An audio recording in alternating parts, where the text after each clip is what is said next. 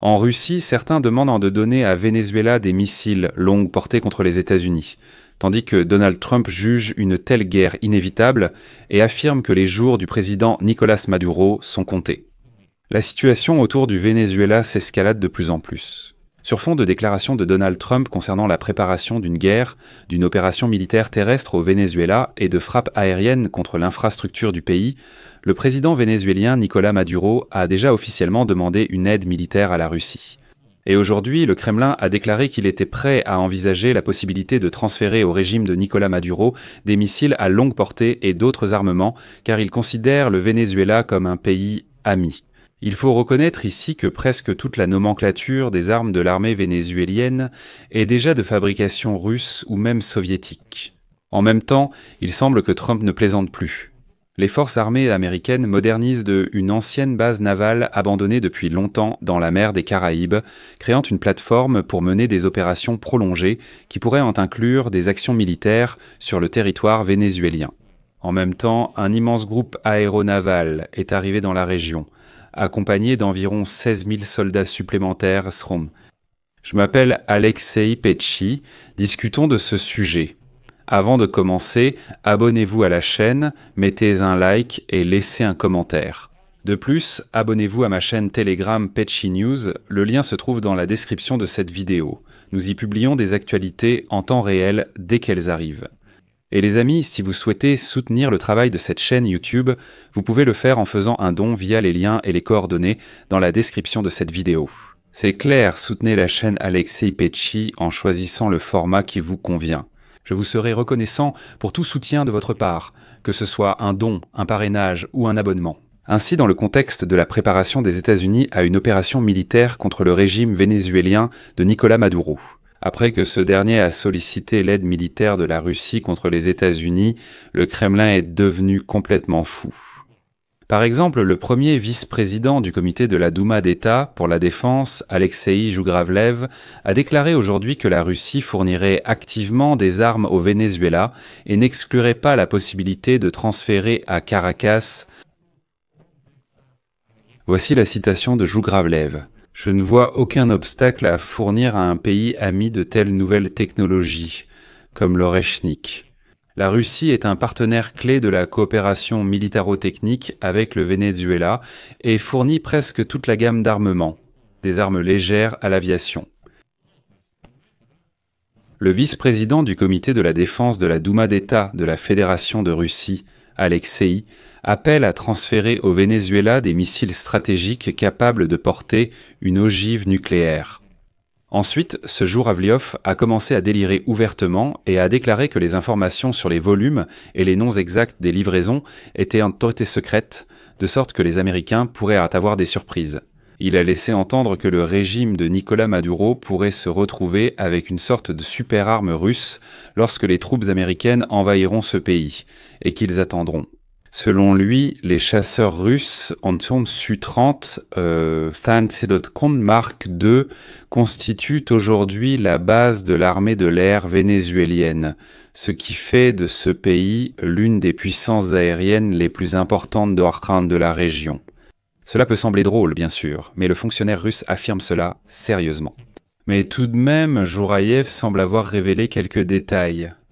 En fait, la semaine dernière, un avion militaire russe Il-76 a atterri à Caracas après que Nicolás Maduro a demandé une aide militaire à Poutine. Jusqu'à la dernière minute, on ne savait pas exactement ce que cet avion russe avait apporté au Venezuela, mais voici ce fonctionnaire russe. Jougravlev affirme que cet Il-76 aurait soi-disant livré à Caracas des systèmes Pantsir S1 et Buk M2E. Il a également déclaré que le Venezuela utilise aussi des systèmes S-300. Et selon lui, les engagements internationaux n'empêcheront pas Moscou de fournir à Caracas des armes modernes. Et à ce sujet, le Washington Post avait rapporté que Caracas avait demandé à Moscou la livraison de 14 systèmes de missiles anti-aériens. Réparation et remise en état des Su-30 Mark, 2 révisions de 8 moteurs, réparation de 5 radars et soutien logistique. Les sources du journal affirmaient également que le Venezuela s'était tourné vers la Chine et l'Iran pour élargir la coopération militaire, y compris la fourniture de moyens de détection, de brouilleurs, systèmes de positionnement global et de drones longue portée de type Shahed. Mais ceux-ci n'ont pas encore répondu. Mais quoi que la Russie fournisse au Venezuela, cela ne sera probablement d'aucune aide. L'activité militaire américaine dans la région s'est accrue dès août, lorsque l'administration Trump a envoyé un important groupe dans le sud de la mer des Caraïbes pour lutter contre les cartels de la drogue. À l'heure actuelle, cet effectif compte déjà 16 000 militaires. Elle comprend 8 navires de surface, un sous-marin nucléaire, un bombardier stratégique B-52 des chasseurs F-35. De plus, le porte-avions Gerald Ford, avec 5 navires d'escorte, a également été envoyé dans la région. Selon la partie américaine, depuis le début du mois de septembre, les forces navales des États-Unis ont frappé 16 navires qui, selon l'administration Trump, étaient impliqués dans le trafic de drogue. Washington continue aussi de faire pression sur Nicolás Maduro. Début septembre, le ministre américain de la Défense, Pete Hegseth, a évoqué un possible renversement du pouvoir au Venezuela. Il faut noter que toutes les ressources de l'armée américaine pourraient être utilisées. Les États-Unis accusent Maduro de lien avec les cartels de la drogue et ont annoncé une récompense de 50 millions de dollars pour toute information permettant de l'arrêter. Le New York Times a écrit que les conseillers de Trump ont intensifié les discussions sur des scénarios de renversement forcé de Nicolás Maduro et que l'opération est supervisée par le chef du département d'État, Marco Rubio. Le 6 octobre, Trump a ordonné de mettre fin aux contacts diplomatiques avec Caracas. Aujourd'hui, lors d'une émission sur Columbia Broadcasting System News, le président des États-Unis a répondu à la question sur les jours de Maduro. Je pense que oui. Et il semble que Trump soit déterminé. Les forces armées américaines modernisent une ancienne base navale abandonnée depuis longtemps dans les Caraïbes, créant ainsi une plateforme pour mener des opérations prolongées qui pourraient inclure des actions militaires sur le territoire vénézuélien. Roosevelt Roads à Porto Rico était l'une des plus grandes bases navales américaines au monde. Elle a été abandonnée en 2004. Mais le 17 septembre, comme en témoignent des photos prises par Reuters et des images satellites analysées, des travaux de construction y ont commencé. En particulier, des équipes ont commencé à déblayer et à réaménager les voies de circulation menant à la piste d'atterrissage. De plus, les États-Unis construisent des installations dans les aéroports civils de Porto Rico et sur l'île de Sainte-Croix, qui fait partie des îles Vierges américaines. Ces territoires, situés à 800 km du Venezuela, peuvent servir à lancer des attaques contre ce pays.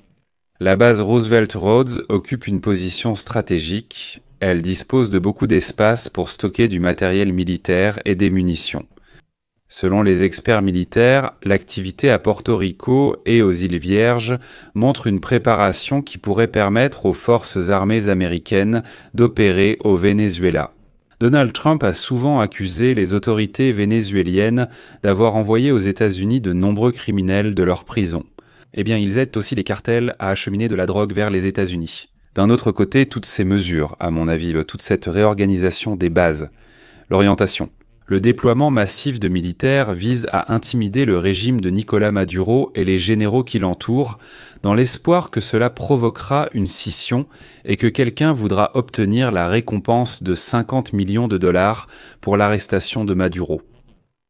Je rappelle que Maduro a perdu les élections en 2024, mais il a de nouveau été proclamé président. María Corina Machado, qui dirigeait la campagne de l'opposition et à qui il était interdit de se présenter, a reçu cette année le prix Nobel de la paix. Elle se cache actuellement quelque part au Venezuela. Et il est révélateur que Machado, soutenu par la Maison-Blanche, ait qualifié l'escalade de la part des États-Unis de seul moyen de libérer le pays. Comme je l'ai déjà dit, Trump a quelqu'un à qui il peut confier le poste de nouveau président du Venezuela, si jamais cela s'avère nécessaire. Les experts assurent que le renforcement de la présence militaire dans la région est le plus important depuis 1994. Cela a commencé dès le mois d'août avec l'arrivée de navires de guerre, d'un sous-marin nucléaire, de chasseurs et d'avions de reconnaissance. De plus, en ce moment, depuis la mer Adriatique, le groupe aéronaval d'attaque Gerald Ford, avec le porte-avions du même nom, se dirige vers les Caraïbes. Elle compte encore environ 10 militaires, des dizaines d'avions, un croiseur lance-missiles et 2 destroyers lance-missiles. D'après les images satellites et les données de suivi, un destroyer a franchi le détroit de Gibraltar le 29 octobre. C'est pourquoi il semble de plus en plus que si Maduro ne part pas de lui-même, les États-Unis finiront par le destituer du poste de président du Venezuela. La Russie ne fera que menacer en retour. À suivre. Je vais m'arrêter ici, les amis. Donnez votre avis et vos conclusions dans les commentaires sous cette vidéo. Abonnez-vous à la chaîne, activez la cloche et n'oubliez pas de mettre un like. C'est tout pour aujourd'hui. Prenez soin de vous. Au revoir à tous.